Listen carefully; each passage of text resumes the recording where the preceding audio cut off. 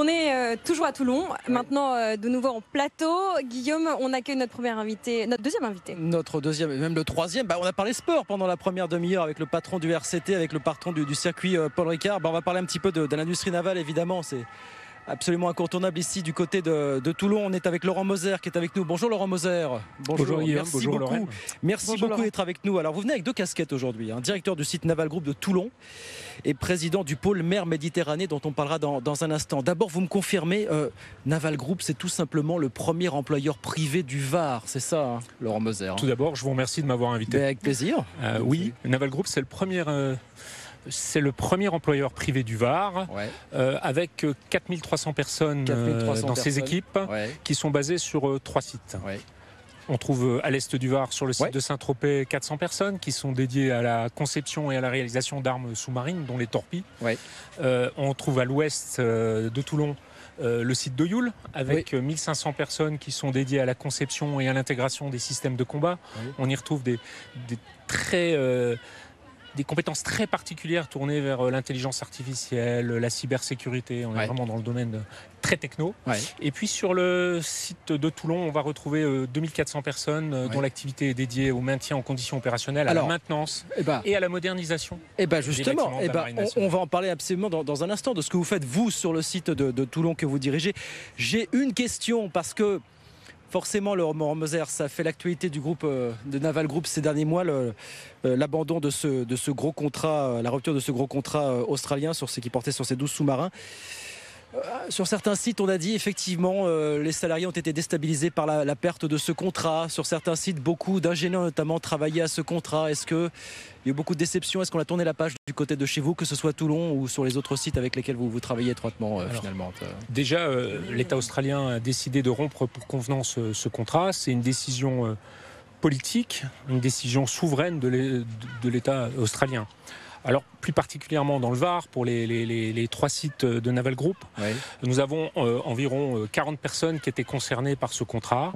Naval Group a mis en place un processus, un dispositif individualisé pour chacun d'entre eux, pour être à l'écoute de ce qu'ils savaient faire, de ce qu'ils voulaient faire, de quelles étaient leurs envies. Et chacune des personnes a retrouvé une place dans l'entreprise pour nous faire bien profiter de leurs compétences. Pour tourner la page évidemment, pour repartir vers d'autres succès évidemment. Alors le site Naval Group de Toulon, on disait spécialisé dans l'entretien des navires armés dont Toulon a la charge. Porte-avions, sous-marins nucléaires d'attaque, frégates, porte-hélicoptères. L'entretien, la maintenance, c'est-à-dire, qu'est-ce qu'on assure au quotidien chez vous? Au quotidien, on est au service de la Marine nationale.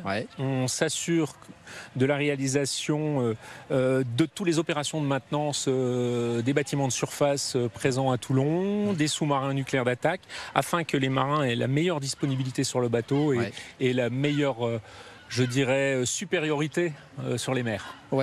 Donc nous avons des équipes depuis des soudeurs en passant par des mécaniciens, mais qui vont aussi beaucoup jusqu'aux ingénieurs, parce que non seulement nous entretenons, mais nous préparons l'avenir de ces navires qui doivent vivre longtemps.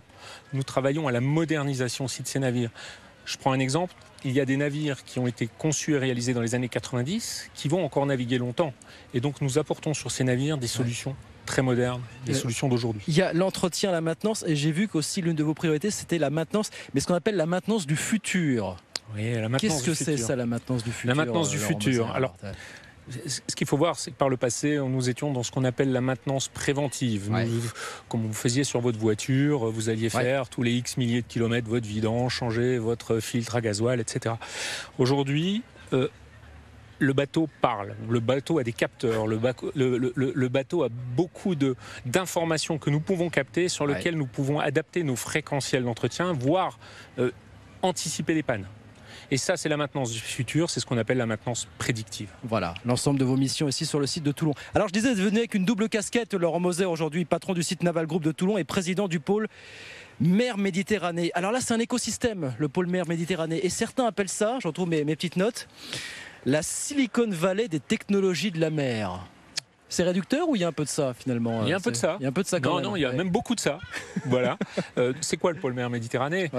D'abord, le pôle mer Méditerranée, c'est quelque chose qui est né en 2005. Alors c'est vrai que Naval Group, que je représente aussi ici, est un des membres fondateurs, comme d'autres.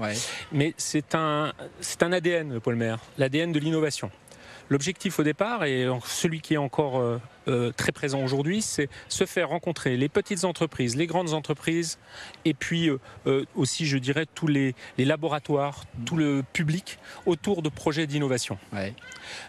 Donc, on les fait se rencontrer autour de projets d'innovation, on les fait travailler ensemble sur des projets de R&D collaboratifs, on les aide à construire leurs projets, on les aide à trouver leur financement et on labellise les projets. Ça fait beaucoup de projets. Lorraine. Laurent, vous êtes avec nous à Toulon aujourd'hui. Vous êtes un vrai profil industriel. Vous étiez basé avant à Lorient. À l'image de votre groupe, vous avez fait plusieurs localisations, plusieurs pôles de Naval Group. Est-ce que vous pouvez nous résumer l'esprit de travail de Toulon et du Var en particulier par rapport à ce que vous avez expérimenté sur une autre façade maritime en Bretagne? Écoutez, je crois, quelles que soient les façades maritimes, quand on est chez Naval Group, et moi j'ai la chance d'avoir pu dans ma carrière beaucoup rencontrer de gens différents, de sites différents, on découvre finalement des gens qui sont au service d'une mission, qui sont au service d'une mission et qui ont la volonté d'apporter le meilleur pour notre marine nationale.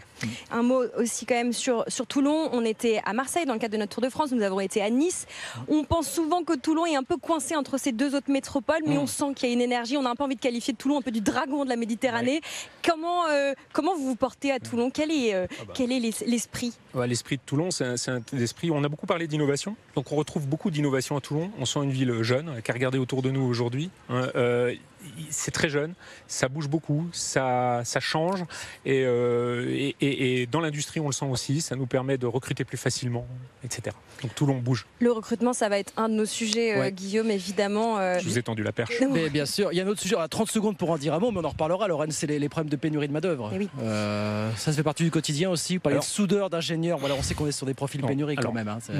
D'abord, Naval Group, c'est une entreprise qui est dans le temps long, 400 ans d'histoire, certainement beaucoup plus d'avenir.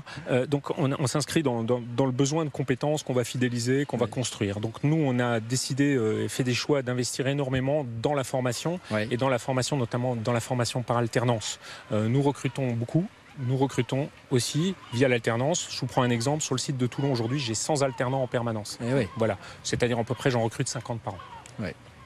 Lorraine. Un mot peut-être pour aussi teaser un de nos reportages. Nous avons pu aller dans une école de formation à la navigation et de sous-marins.